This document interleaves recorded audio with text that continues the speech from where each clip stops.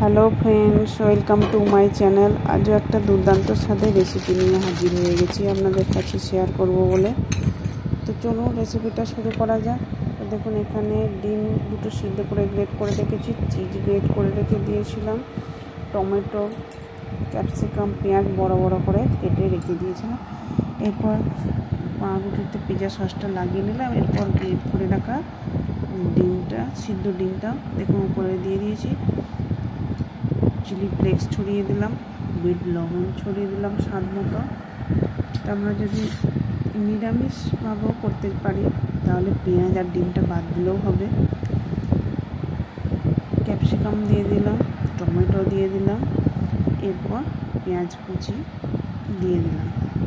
তো যারা আমার ফেসবুক পেজ থেকে দেখছেন, পেজটা অবশ্যই ফলো করে দেওয়ার অনুরোধ রইল। আর যারা আমার ইউটিউব চ্যানেলে নতুন বন্ধু আছেন, একটা সাবস্ক্রাইব করে পাশে থাকবেন। এরপর দেখুন, সবশেষে উপর থেকে গ্রেট করে রাখা চিজটা দিয়ে দিলাম। তো দুটো বানিয়ে দেখালাম, বাকিগুলো আমার দেখুন সবগুলোই রেডি করা হয়ে গেছে। উপর থেকে পিৎজা মশলা ছড়িয়ে দিলাম, স্বাদটা আরও সুন্দর হবে।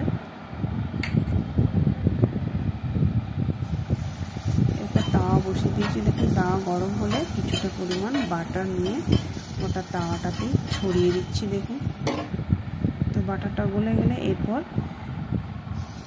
রেডি করে রাখা পাউরুটিগুলো এর মধ্যে দিয়ে দিলাম। আঁচটা একদম লো আঁচে রাখতে হবে। তাওয়াটা ভালো মতো গরম হয়ে গেলে লো আঁচে রেখে ঢাকা দিয়ে দেবো 15 মিনিট। তো 15 মিনিট পরে দেখুন কতটা সুন্দর হয়েছে।